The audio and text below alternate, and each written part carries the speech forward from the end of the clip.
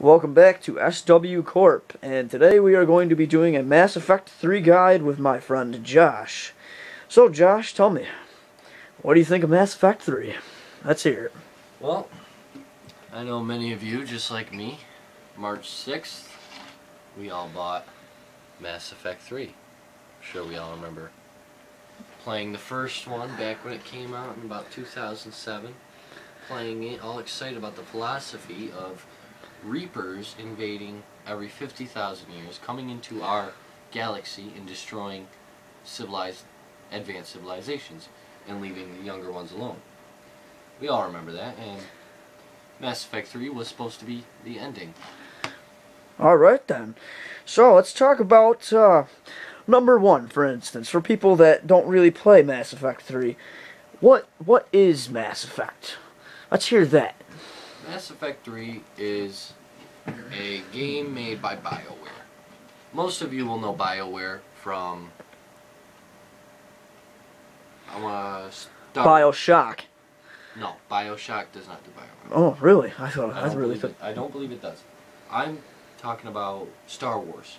Everybody knows Star Wars. Yes. Star Wars of the Old Republic, Star Wars of the Old Republic 2, the Sith Lords. Everybody's played Star Wars. No, yeah, for sure. By far, everybody. And BioWare was the one that did it.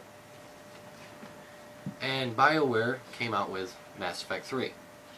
They originally started by themselves. I see. They made it all with Xbox 360. And when they made it, it's about you are Commander Shepard. You are in the galaxy, riding around in the Normandy. Yes. You got a bunch of people. You know, you got Laura Tassoni, you got Joker, you got the whole crew with you. Yeah, you got a whole bunch of crew members, bunch of guns. In the first one, you're customizable. You know, you can customize your armor, customize your allies' armor, and every time you go out, you know, into a mission, you bring 2 companions with you. All right then. I believe there were about 8 companions. Yeah, Mass Effect 1, masterpiece. I believe that was their masterpiece right there. Oh, really now? Alright then. Well, let's see. We're going to bust open this case here. Well, you want to go to number 2? Number 2, huh? Let's talk about number 2. Let's talk about number 2. Alright then. Number 2, Mass Effect, went to EA. As you can see, EA symbol on the game. Got a video of that, alright. Mass Effect 3 went to it was with EA too. In Mass Effect 2, they created this. Activate your online pass. Alright then. See this. They give you news and updates. You get a little code. Anybody tries to steal my code, it's already used. Nice try. Nice try. Alright then. They give you a code which lets you access online features, which I do believe is a downfall of them going to Really? Well, in Mass Effect 2, you couldn't really upgrade anything as much. The plot in Mass Effect 2 is your Normandy is destroyed by a collector ship. You end up dying in an explosion. This organization called Cerberus rebuilds you with synthetic parts. Alright. And you go and try to save the galaxy from these things called the Collectors. If you remember the first one, the Collectors are the Protheans, which the Reapers have evolved into the Collectors to do their bidding. And that's how it gets through. Mass Effect 2 started going downhill. I believe, the way I see it is, they made so many sales off the first one that the second one was so crappy everybody bought it. And that's why they made the third So one. basically they were pushing for money is what they were doing. Once they hit EA. Once they got with the EA, it went bad. What was so bad about it? The campaign? The graphics? The campaign was alright. The ending was very good. A suicide mission. You had a suicide mission. It was very fun. It was one same ending, but you could do multiple things that would change the outcome in Mass Effect 3. Like if you were doing the suicide mission and one of your teammates died, for instance, they wouldn't be in Mass Effect 3, would they? Oh yeah, I'll give you that one. That's for sure. On in the inside of that case, I saw 2 discs. What's up with that? Yes, they started that with the second one. In the second one, they made 2 discs. 1, 2.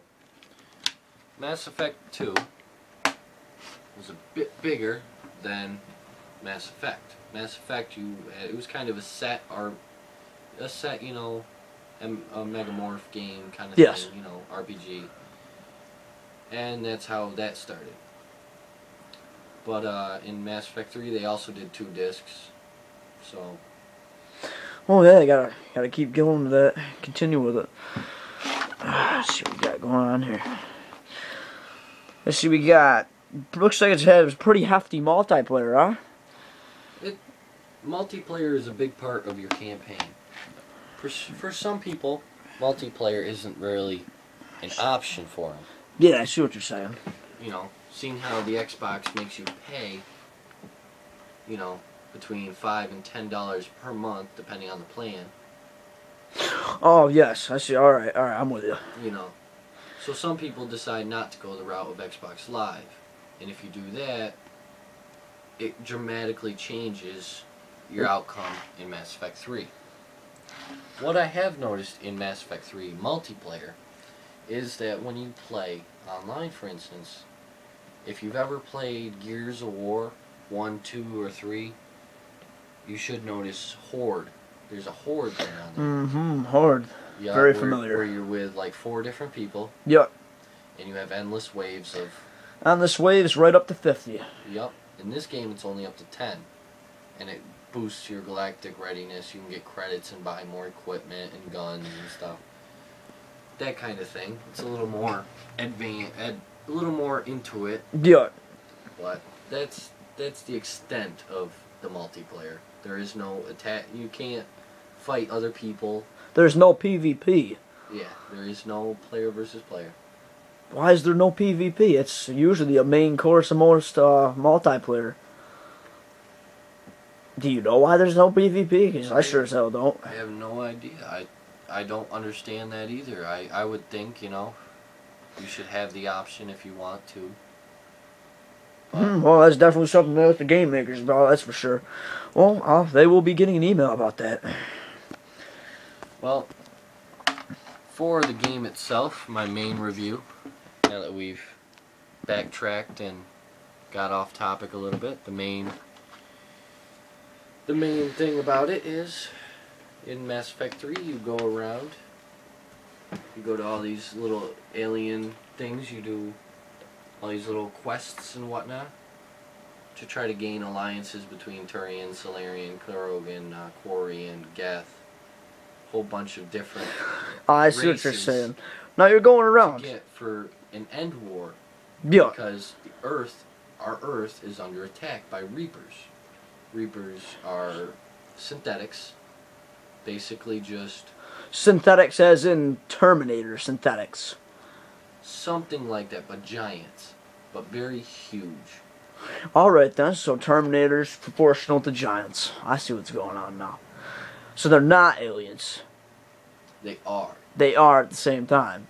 Alright, well, sounds to me as if they have the Terminators beat then. And for countless years, they have been destroying advanced human civilizations in Earth. So what's the Reaper's point? What are they trying to do? I don't want to ruin the ending, because the ending they do tell you. Alright But I then. have to say that the ending in Mass Effect 3, no matter which one you do, spoiler alert, if you're going to watch this, I'm going to have to break into some of the ending. You have the choice to destroy the Reapers, you have the choice to control the Reapers, and I've seen some people become the Citadel. Yes. The Citadel is a crucible. It's the crucible that you'll be looking for the entire game. You'll be looking for a crucible. You'll finally find out that it is the Citadel. And you have one of those 3 options. The worst part is, no matter which option you choose, the end is the same. They are all identical. That's horrible. Yeah, you know, you would think, you know, okay, I destroy the Reapers, everybody dies. Yeah, sounds about I right. control the Reapers, I make the Reapers do some crazy ass shit. Yep. I become the Citadel or something, you know, I do some weird motherfucking shit, and no, it's all the same thing. The Earth is just gonna crash and burn in the end. So. Well, if you play through it in the ending, you have all these ships, hundreds and thousands of ships, come in to the Earth to help fight and save Earth from the Reapers. Only so that when you do any one of the endings, you destroy the mass relays, and if anybody's played the first and second, you know how important the mass relays are to light speed travel, or FTL, faster than light travel. Yes. To get to ships in other solar systems within hours rather than years and millions of millennia. So it destroys them, so you gotta think, you know, all them ships and shit are stuck on Earth. Yeah, for the most part, abandoned indeed. So, we got Mass Effect. We got Planet Earth. That's where we're taking hold on. Where are some of these other planets going on? Because I already know we can't be the only one out there. But this is a video game, but yes, we're not in the game, of course. But in the game, you have the Asari, Solarian, Turian, Krogan, Gorian, Geth, you know. Yes, yeah, all the factions. All the different types, all around. And you basically, that's all you do, is you go around and just do these missions. I mean, there are some cool parts, but it looks like they got to the end, right at the end battle. You'll notice when you go onto it, when you're ready to save Earth and everything, you'll get ready. What's going to happen is you're going to hit Elusive Man's base.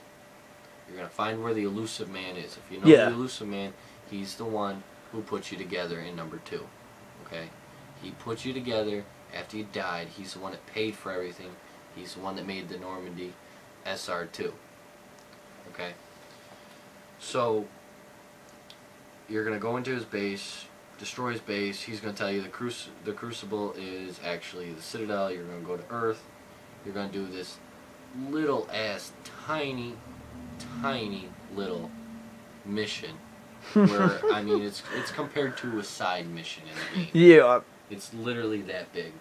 It's kind of hard, you know. It is with the Reapers and everything. They throw a lot at you. Now let me interrupt you here. Skyrim. Oblivion. Is this not just a more modern day version, if not futuristic version of said Skyrim and or Oblivion? You know what I'm trying to say, yes? Dude, it's not. It's totally different. Alright then. It's completely space oriented, where you're just in space. I mean, you'll notice a lot of faults in this game. Like, they took out the scanning system from number 2. Number 2, it took forever to scan fucking planets and shit to find resources. In this game, they took that out, and now you press the left trigger to scan, and all it does is send a beacon out, which now can attract Reapers. Okay? Yeah, I hear what you're saying. And they'll pop up a little message that says, if Reapers come, evade the system, do a mission, come back, and they'll be gone. That's not always the case. It never happens like that for me. Every time I play, it always ends up the Reapers are still there whether or not I complete any missions. Not to mention that the Reapers are more of a nuisance than they are a threat. Overall, this game is not worth $60. Really? If If anybody is looking to buy it, but I would say if you're looking to buy it, give it a month or 2. Let that price drop right on down.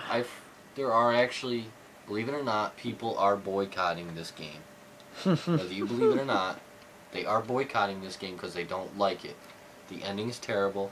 When you beat the game, they try to make you buy DLC content. They do everything they can. They send messages and everything to you. Buy DLC. Buy DSC. Not everybody. Spamming bastards. Yep, not everybody wants to buy the DLC. Alright, Josh, well, sorry to cut you short here, but our 15 minutes is now up. Thank you for tuning in to SW Corporations. We will have more videos coming on soon. Thank you.